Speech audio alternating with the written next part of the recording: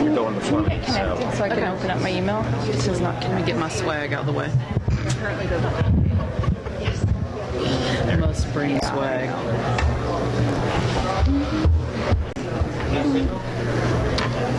She wasn't getting Look at your ribbons, Jason. perfect. Connections. Why isn't it seeing the, here we go. I'll do this. There's a screen right there, F8. No, it's not this. No, that's the switch. She had her email up. She didn't want to. Oh, I'm sorry. No, she just wants to show, like, I'm trying to find the networks. They have, with an OAI feed, you get the data out, and then we share the data through our open API. Oh, no, so we pull the data out through. We use tons of content DM installs right now, actually. Just familiar with. Yeah. So we pull the data out through OAI, and then they agree to a CC0 license on that. So then we turn around and share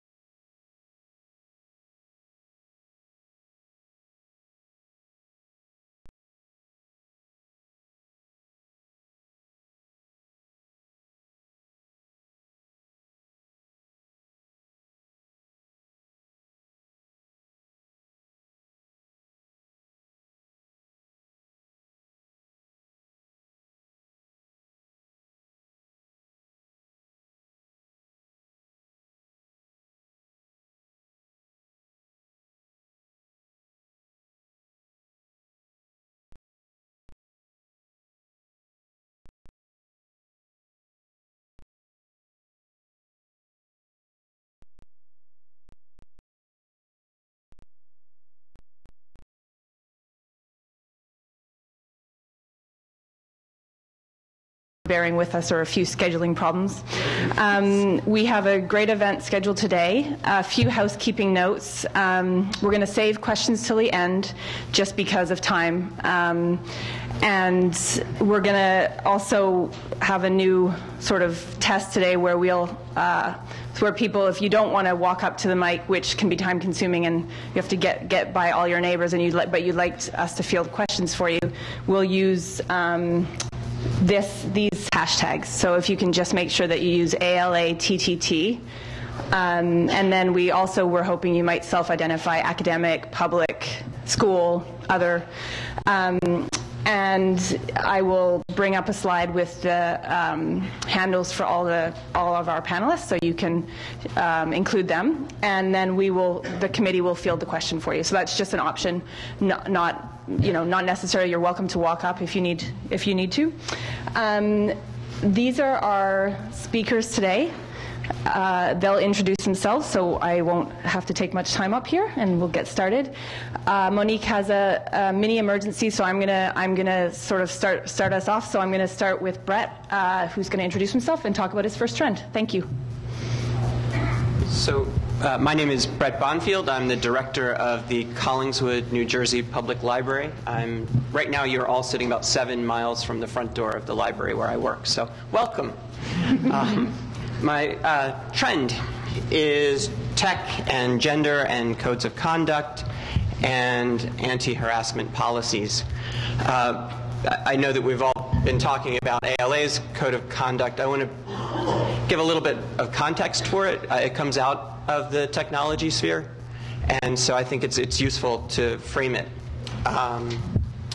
So if you want to change technology, one of the best hacks is actually changing the group of people who are creating the technology. Tech right now is still created by people, which is kind of nice. I'm happy that I can know the people who are creating the technology that I use. And I want to give an example outside of codes of conduct. If you're familiar with Y Combinator, it's a VC firm. They do incubator work, and they have funded Dropbox and Airbnb and Reddit and Scribd and Discuss and Stripe and Heroku and about 500 other startups. And part of what they do is they fund a lot more startups than other VC firms. They also fund for younger founders than most VC firms, and they create cohorts. So rather than just have, in a traditional VC, competition, and in Y Combinator, they work together. They fund, several dozen at a time, and they work together and have dinner together and support each other. So they've turned tech upside down and become one of the most influential VC firms by doing that. So I think that the codes of conduct we're starting to see work in much the same way. What we're looking at, so they started really initially around 2011. There were some bad incidents before 2011, but there were enough around that time at tech conferences and in tech communities that the first few started creating codes of conduct right around 2011. And in the last 18 months or so, we've seen a lot more. I mean, now we're up to several dozen conferences and communities with codes of conduct.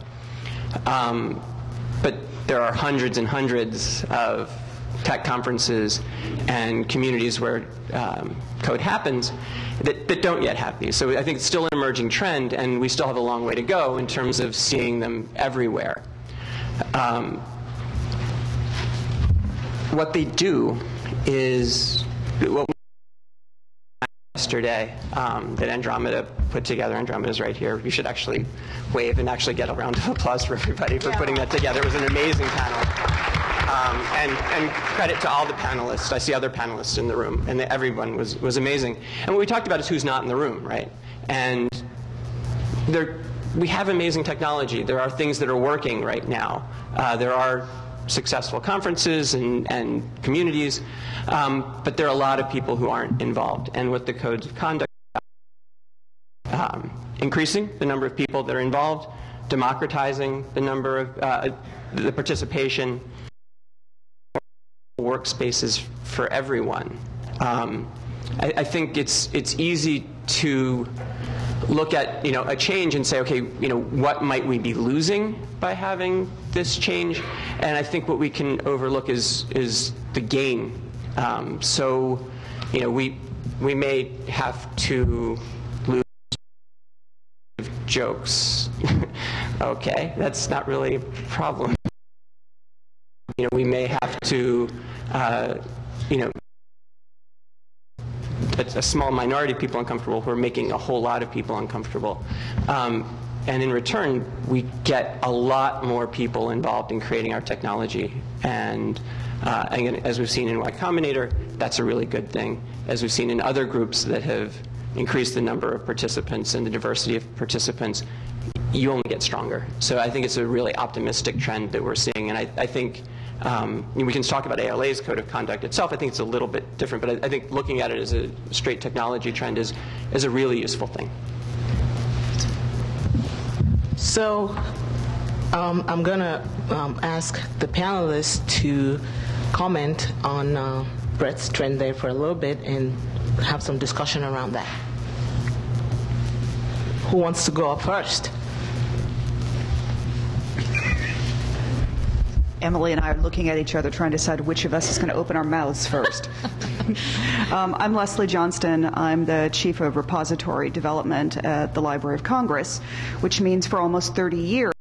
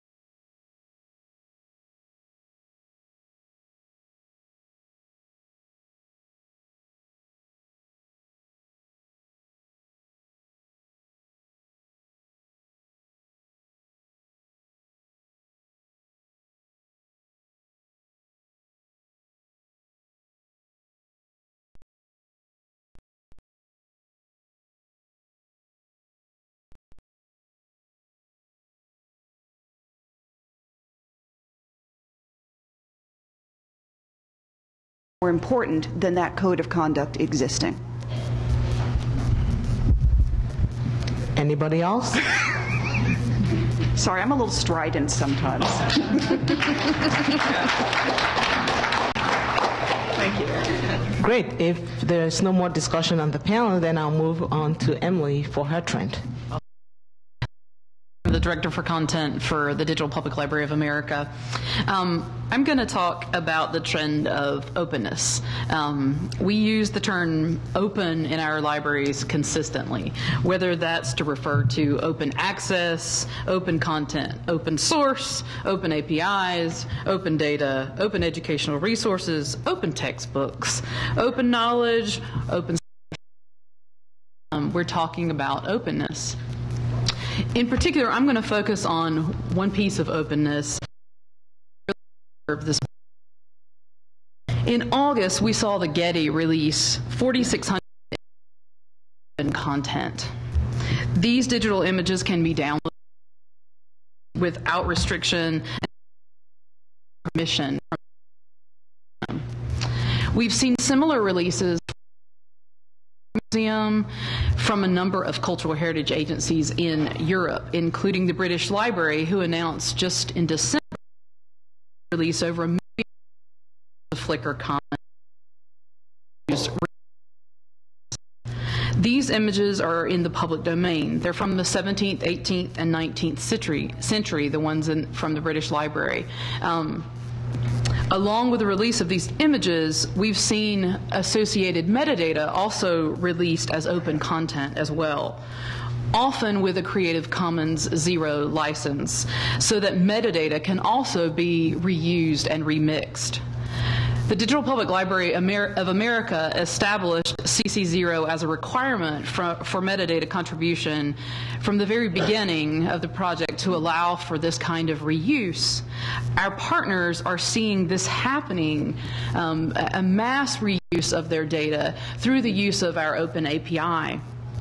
Applications like Serendipity, if you haven't seen it, it's pretty awesome. You should play with it. It was created in August of this year at one of the Center for History and New Media's One Week, One Tool Hackfests. It makes use of the DPLA's API for serendipitous discovery. You type in a keyword, a paragraph, something you've been brainstorming or thinking about, and voila, you find resources from DPLA partners, from Europeana, from Flickr Commons, and from others. All that is because of open data and open APIs. As a result of this, the partners who have been participating in these projects, in particular, I can talk about the partners that have been participating in DPLA, they have seen a tremendous amount of traffic increase. Minnesota Digital Library's traffic is up 55% since joining the DPLA.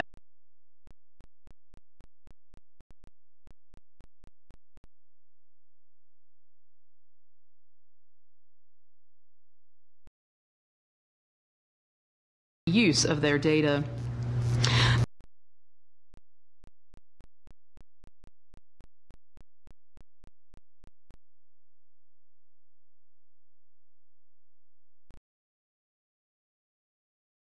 And this metadata, it is clear is coming. No easy landscape to navigate. Right, digitized aren't always clear.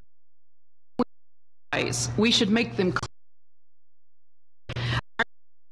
Statements say rights restricted or content restricted, and you have to contact X institution for permission to reuse. If an object is in the public domain,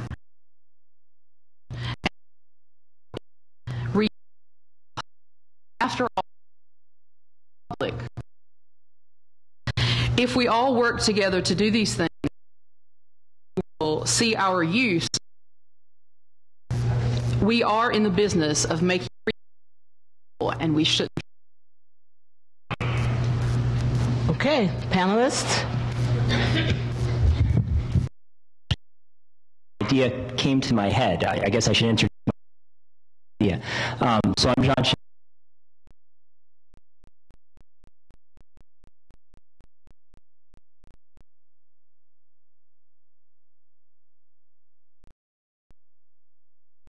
Is imagination, because when you can freely use resources, them, mash them, use them as a foundation to create something new, there's no restrictions on that, so your imagination can fly.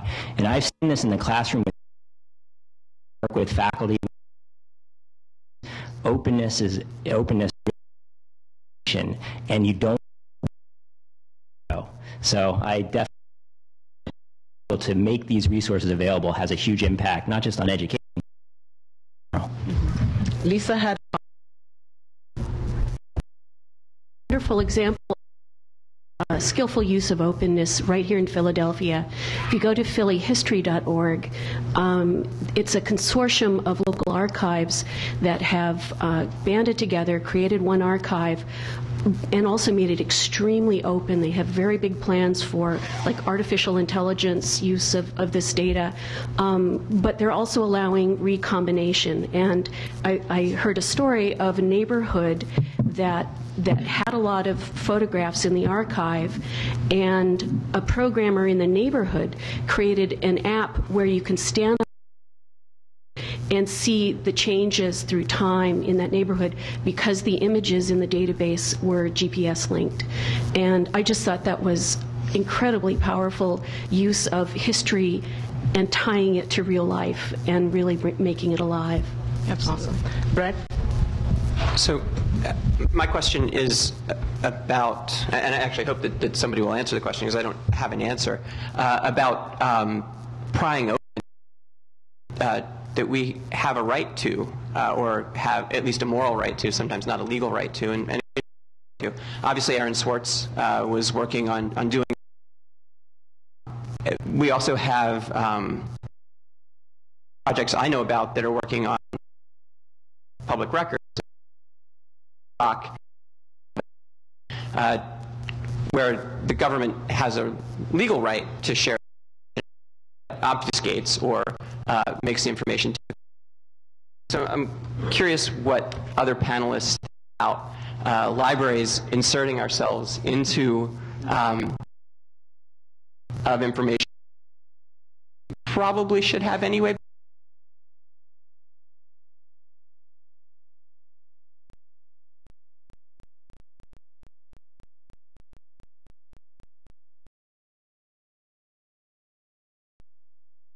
It's not due to obfuscation, unclear policies. I mean, absolutely things are, works created at federal agencies by federal employees are public domain, but there are often other licensing restrictions or other agreements in place.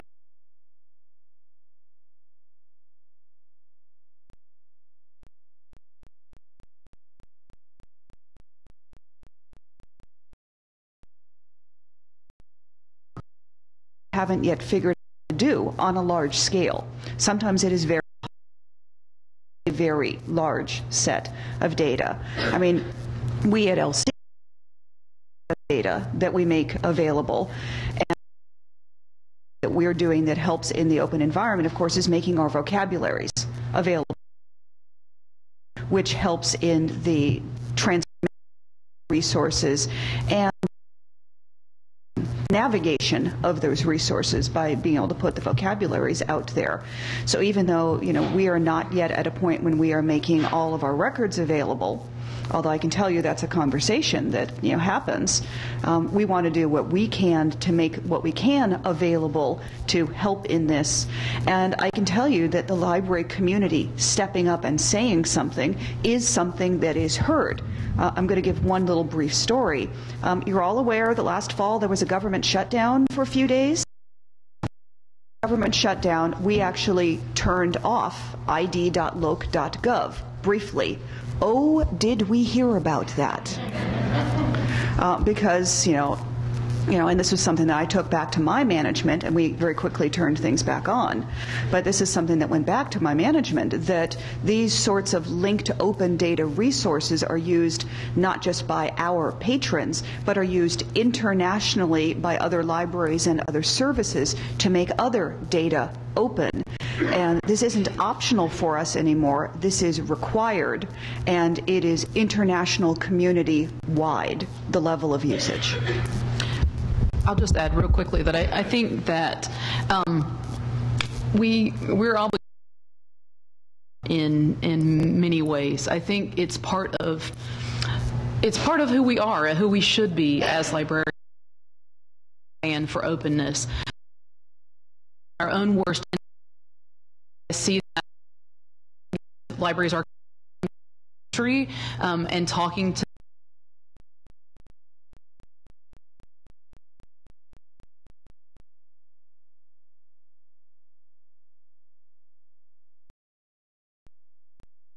Yes, this has a Creative Commons license. Yes, this is public domain. Or no, this is users.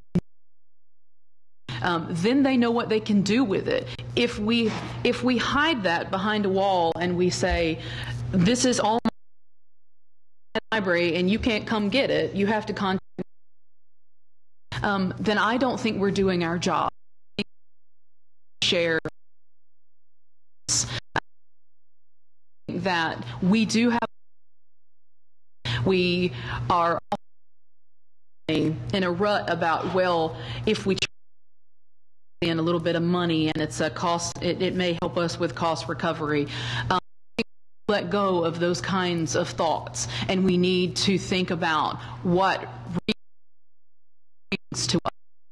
The doors that open much larger than the little bit of money that we get from selling them. Great discussion. With note, we're going to move on to John for his trend. Okay, since I introduced myself, I'll skip that. I'm going to build on what Emily was talking about with regards to openness, and I'm going to ask this question in the reverse. Who here has not heard of open educational resources, OERs? Okay, not too many people. So OERs have been around for a while, the concept. If you do a Google Trends search, you'll notice that it is trending upward, the terminology. Open educational resources encompasses a vast spectrum. I'm going to focus on just a couple of trends that I think are going to move open educational resources increasingly into the mainstream and the collective consciousness of students and society. So one trend has been, which I think most of us are familiar with, is the cost of textbooks. Students feel this quite strongly when they start the semester, and just for example at my library recently we've been collecting more and more textbooks to charge out to students because there is so much demand for it. So the way open educational resources have started to respond is a number of faculty and institutions have started creating textbooks that are open, that don't require students to purchase the textbooks, that provide digital access to those textbooks, whether on a computer or an e-reader. And those types of textbooks are increasingly being seen as possible alternatives to the traditional model. What's interesting, too, is when you start to do anything in a digital format, the imagination can fly, and the ways in which you create textbooks can begin to change. So textbooks no longer have to be static, not just have an image or a graphic or text, but now you can embed video, you can embed podcasts, you can embed apps that allow you to actually actively do something with the content that you're learning about. You can put assessment right in there, questions, quizzes, interaction, and even facilitate social communications between other people time. So it's really exciting from my perspective, open educational resources with regards to the context of textbooks and courses to be re-envisioned. And another trend building on this, which I think most of us have MOOCs, massive open online courses. In fact, one way some people are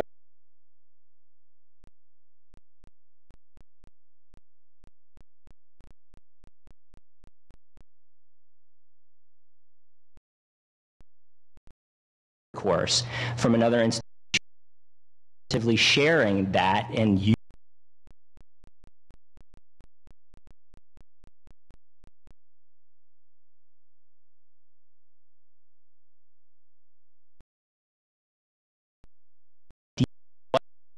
book of the future. MOOCs themselves are beginning to integrate more and more what I would call basic MOOC.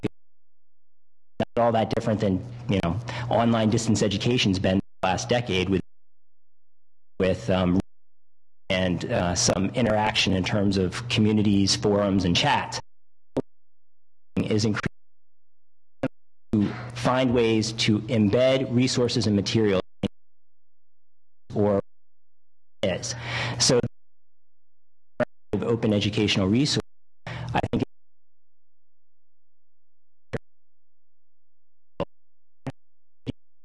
with your information literacy tutorials, modules, games, simulations, and increasingly universities and colleges have been, developing internal resources used with their that tend to have high failure rates or not have good persistence of students being able to successfully get through that course. So we've had a lot of institutions creating this stuff, and organizations like Merlot and Open Educational OER Commons have been increasingly providing a venue and a way in which to provide access to these types of simulations, games, and tutorials and modules. But what I haven't seen is, as a community, librarians haven't really embraced embraced being a part of helping people find that information. Certainly some have, but I don't think it's just been, something that's been in the forefront of what we've been doing. I think in the next few years that'll begin to change as the trends that I just shared with you influence the way in which students start looking for resources and the way in which faculty think about they enhance their courses, especially as online learning becomes more of just the way it is as opposed to just an add-on or a newfangled thing. Comments? Lisa? I was wondering if you could use of badging for teaching. It's something my library is very interested in. Incentivizing.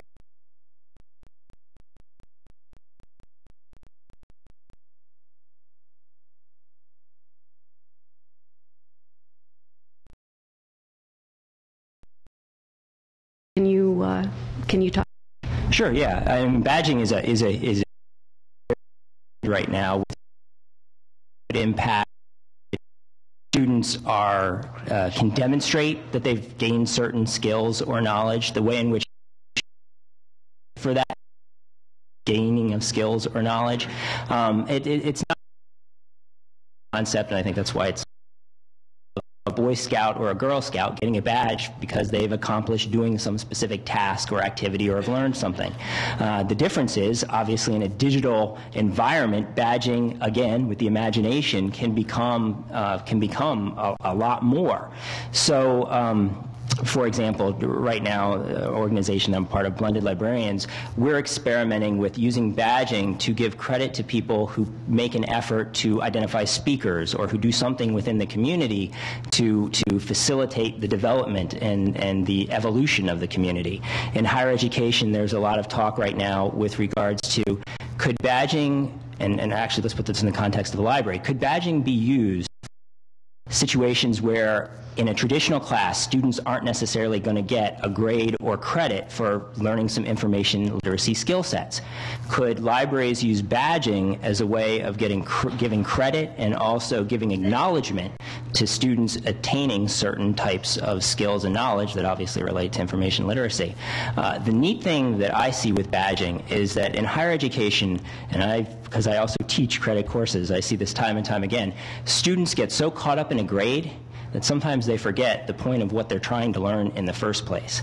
What badging enables is students to think differently about how they are being assessed and how they are being given credit. And I think that holds some huge promise and huge potential. So I have a question here to interject, given what you just said.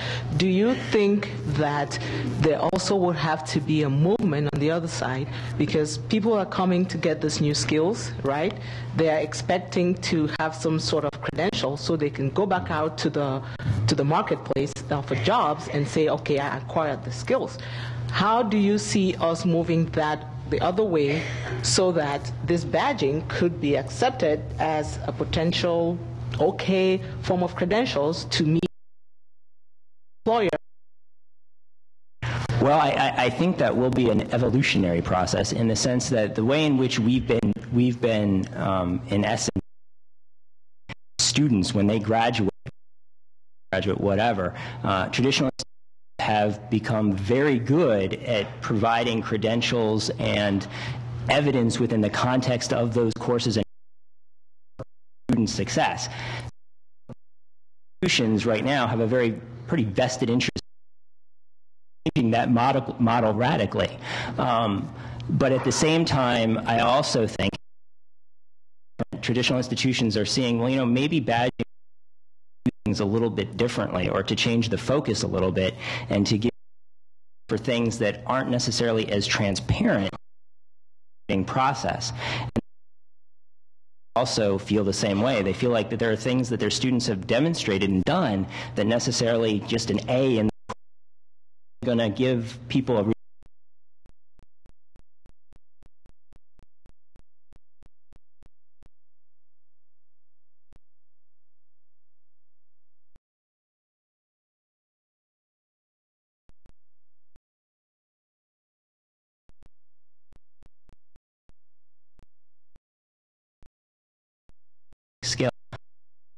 institutional standpoint, again, specificity and be able to say these are the things these students have actually proved to us. So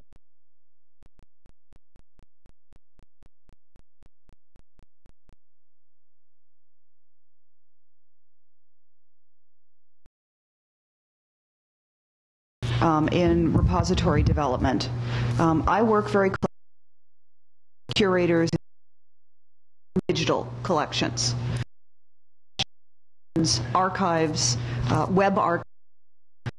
So we have been working with very closely at LC, archives and special collections venues, is the use of digital or computer forensics. We do not receive any personal collections anymore that include digital. All of the collections that we receive now are collections. They are both physical, analog, and digital. And in many cases, what we are receiving, what we are having to steward for, is the only copy of media may ever exist on.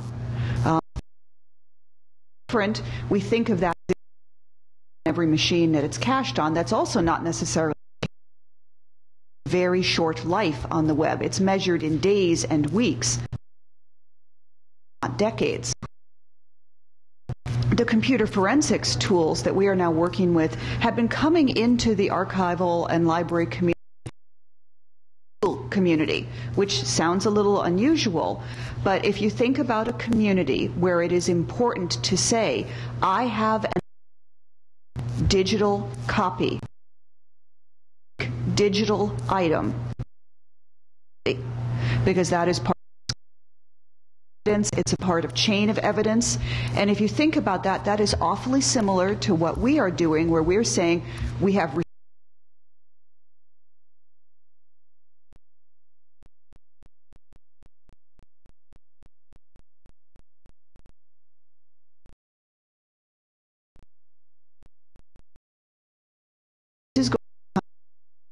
for our collections to us, and I am seeing a lot of putting these toolkits into work with, for example, if we have some 5 1/4, we are making a copy of an authentic forensic and making sure that we have a copy in multiple locations on media. We want to look at it, have something written on it. It may have labeling, it may have dates, it may have something on it, data.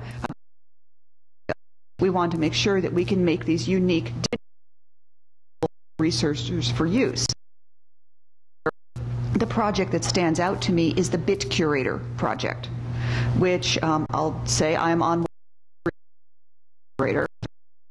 very personally, strongly about, that they are taking legal and open at other federal agencies, I will say, and they are combining them with a really good user interface. So this is not all you're working at a command line. Good user interfaces. You can use this to ingest and analyze large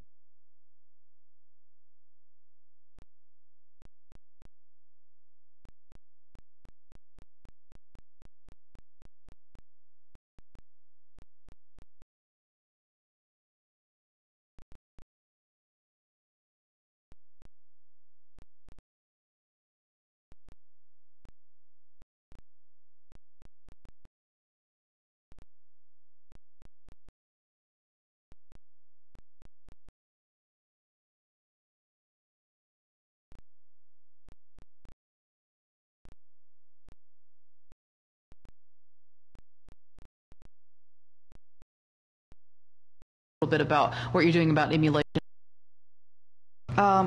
We actually held, it seems like yesterday, May of 2013, we held a meeting called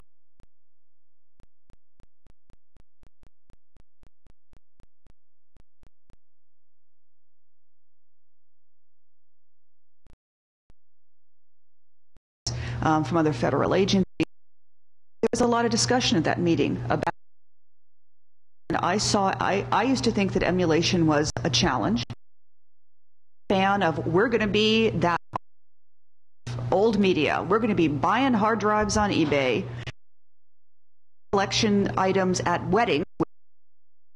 I media and put it in my car at the wedding reception last year. But emulation has suddenly reached a point when it is and can be successful, and we are not much yet, but if you from the look at some the gaming community, because if you want to look at a community, see interaction observed, that's the community. We are now games, and we do collect software at the Library of Congress. This is news to some people, but we are very we might go with emulation. We certainly have a collection of vintage media. While some of us would love vintage computer hardware, it's not just the hardware like it is for audio and video media. I have to have all the software, the operating systems, a huge one institution could ever put together. We're still going to need that media to actually capture it and create these. So someone's going to need operating systems, but all of it in the library emulation. Great. Lisa, let's move on to your trends so we can have some time to maybe trends and have some time to. We're going to talk about social media. My name's Lisa Bunker, librarian. Library. There for about 3 years, like I am now. I've been creating community on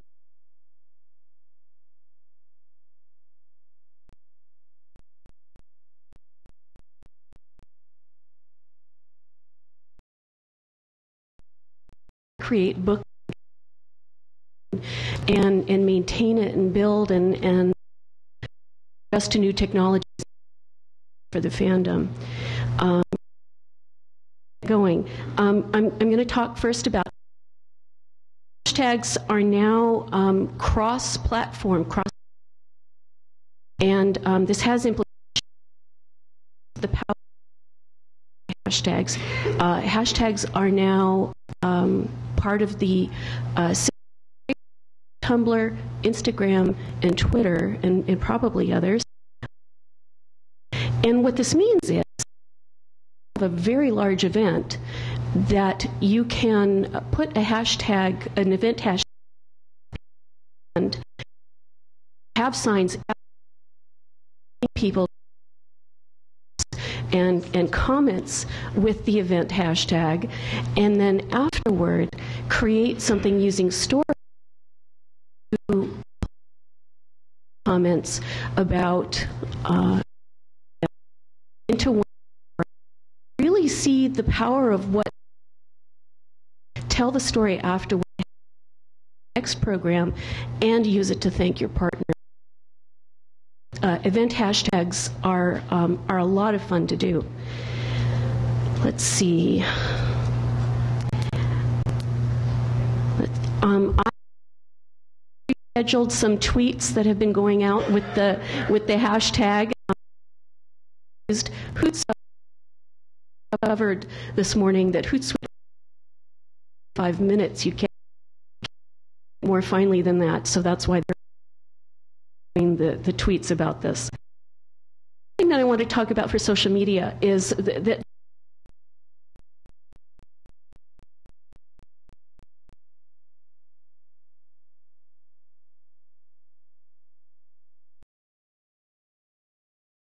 really stand out from the rest of the kind of commercial interests and kinds of things that people may have liked. A really good example of this is Hillsdale, New Jersey, they have a wonderful sign out in front of their library, a signboard.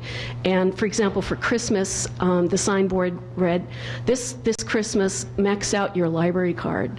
And so it's very timely. The photograph of the sign always has the building sign in the background, and so you're always tying it to the place of the library.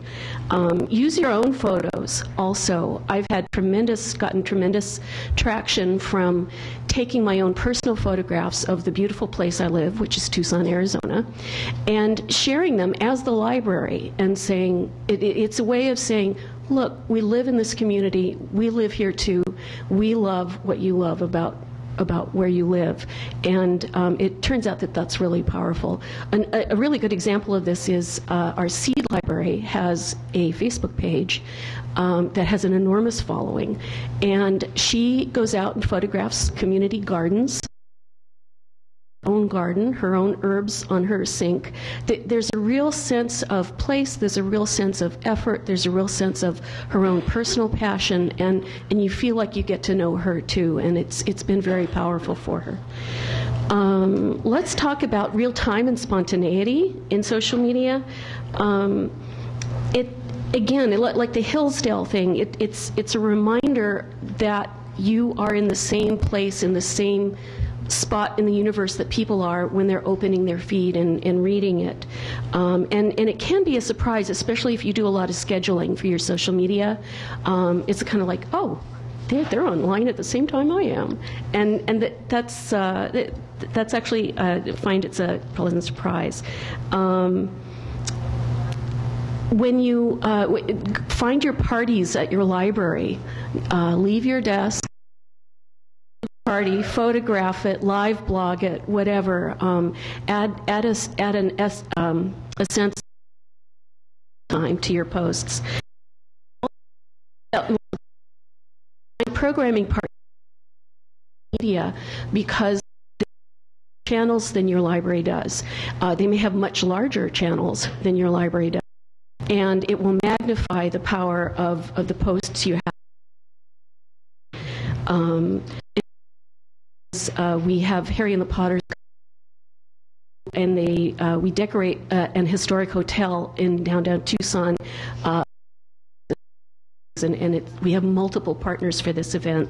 It's quite large, and the are all posting to their following about the event. The first time we did the event, we planned for 3,000 people coming to this event. It was awesome.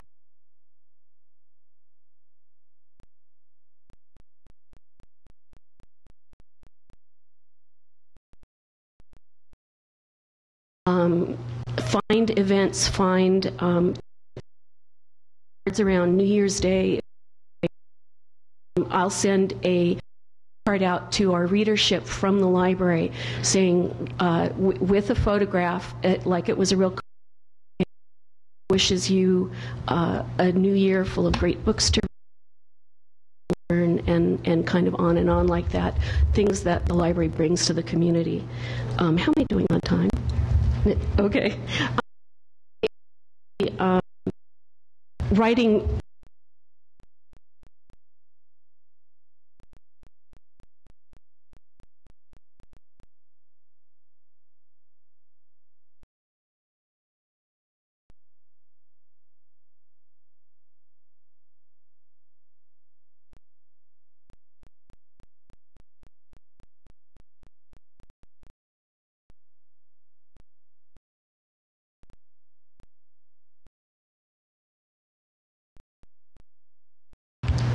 I am sure you're dying, burning questions. Come on up.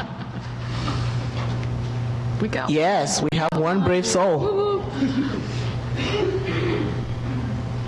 I really enjoyed your discussion today. Not to get too tinfoil hattish here, but say in 100 years, okay, or more, I hear words about imagination and creation, but on the flip side of that, there is fraud, I think, or I guess what I'm talking about, my concern is in 100 years, I've discovered this now, when you're looking things, discover the authenticity of something. In 100 years from now or 200 years from now, when everything is probably is born digital, or can be, not to say everything can be found on the web, are we going to have real troubles differentiating between made-up history, denial of history, rewritten history? Are we going to look at the steam real? Is this? Who says it is? That's my concern. I mean, I'd like to hear your discussion or your comments on that. Thank you. Well, first glib response is all of that happens right now. Change in history created digitally. I'm assuming almost everybody in the room is one of my personal as an archaeologist misinterpreted 5, 10, 100 years from now. As archaeologists, bravely misinterpreted some ancient history because the only history we have is what we have been able to dig up. It's going to be the same for the story about the interpretation or history. As an archivist and someone who all the things and make in a way that it can be used in the future, can be as a big and it can be researched. And my job is not to say it correctly, it's to make sure it's available.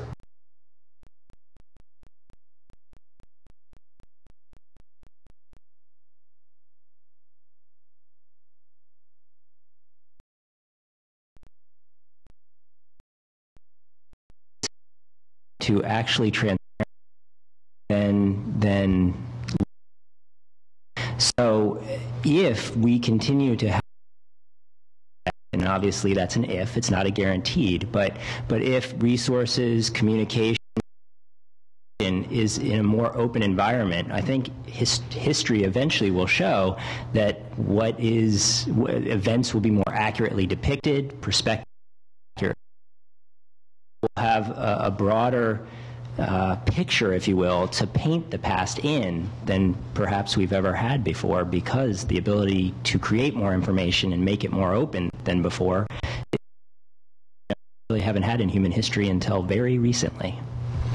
I mean, I'll just loop it back to my initial point. The people writing history are better representing the people who are making history more now than ever before. 100 years ago, you pretty much know who wrote it.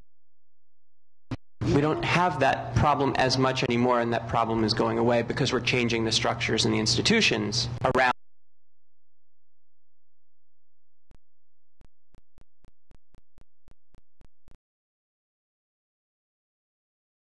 Questions from the audience? Good. Yeah, hi, I'm sorry I'm showing my age, but you're talking about as if they're current, new.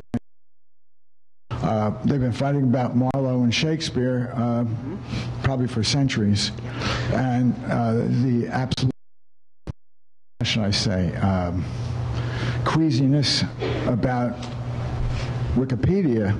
Francine Prose and Philip Roth are two famous people who come to mind who try to get incorrect information on their website, on a Wikipedia. It took a 2,600-word essay of to change it because they wouldn't change it on his say-so. So I think we'll, how should I say, metastasize the opportunities and the events of inaccuracy, error, Well, that's inaccuracy. Anyway, it's just making it, exacerbating the hell out of the problem. Mm-hmm. So I'm with you, but there's a long and glorious past of all of that stuff happening that you're seeing 100 years in the future. No, you're absolutely right. You know, the change in technologies has not created new problems. Exactly. It's possibly made some of those problems more visible to a larger portion of the community than those of us who were in, academics or looking at that sort of critical theory and authorship. But no, none of these are new problems, and I hope nobody thinks that I'm saying this is a new problem. This is a problem in scholarship since the dawn of time. Todd? Come on up, Todd. Come on, Todd. Given the line of people who were interested in trying on Google Glass, I'm surprised that none of you mentioned augmented reality or, I think, Lisa, you did mention a little bit about this. But I'm wondering, how can library information, library services, some of these wearable technologies and where things are headed in that regard? Yeah, I'll try and start with that real quick. I guess my framework for that is to think of science fiction, which isn't always the most positive view of the future, that's for sure. But when you look at the trend of wearable technology, that's not going to disappear. Clearly, technology is going to be in the very fabric, perhaps, of our clothes, and it's going to be wearable, whether in glasses form, which would be great for me because I already wear glasses anyway. But it's going to be on us, around us, surround us.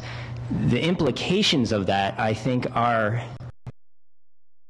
to really understand yet, because until we experience living in a world like that, you don't realize the full repercussions of it. And actually, as Lisa was talking, I started thinking, boy, hashtags in a world with wearable tech, with instant video and instant images,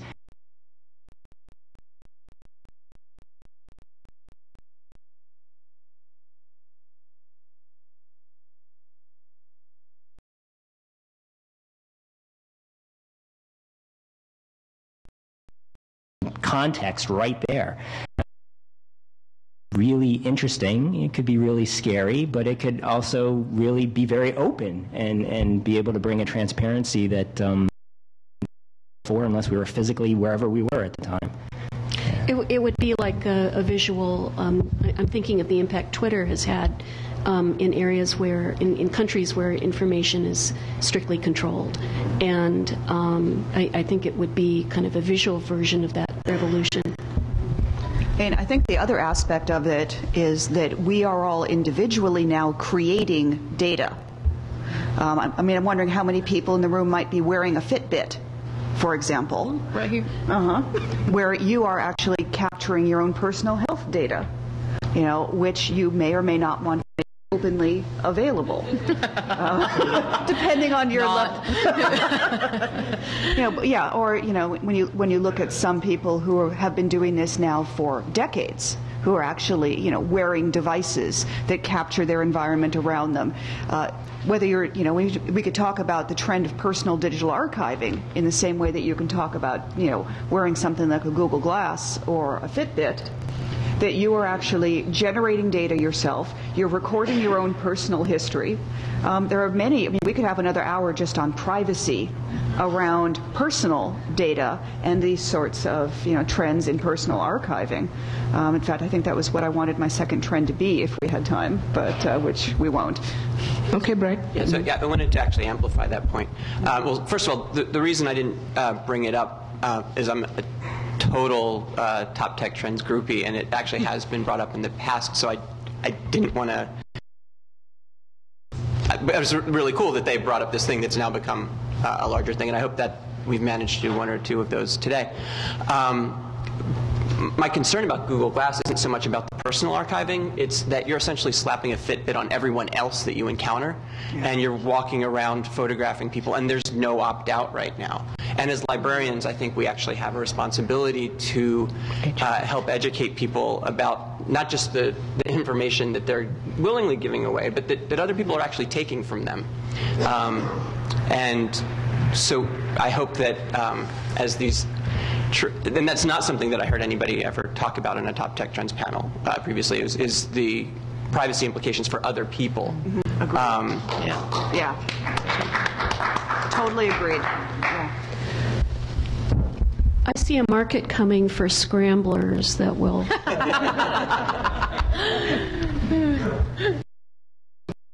Question over here? One last question. You need to come to the mic. Go ahead.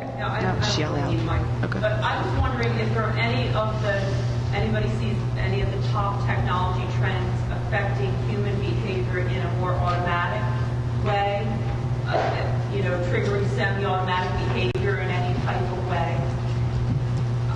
There are so many changes that are coming up. One quick one, which I observe in my classroom all the time, is student memorization for students is a skill that is going to disappear because they have this device right here, and they'll will instantly recall anything they need when they need to know it, the instant they need to know it, and they don't need to know it until they need to know it that instant. So my students already think that way, and that's so foreign to the way I'm used to thinking that now imagine when we have wearable tech that will record everything we're doing. Now we can just go back in our digital memory and know exactly what we did at a specific time and place and exactly what we said and how we said it, assuming no one's hacked into it and changed it. So, it is interesting to see these devices become our memory, if you will, for individuals. Yeah. Okay, let's give a big round of applause to the panelists.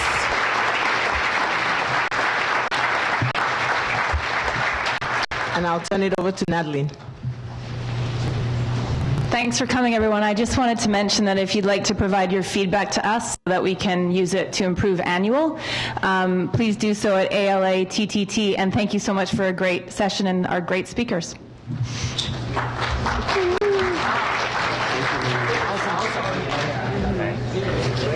If anybody wants DPLA swag, I have some stickers. Just saying. Of course.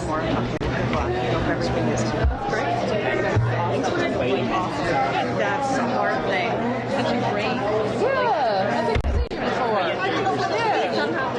But you want to get home. But not really. I work in North Carolina. Yeah, psychologically. Thanks for being here.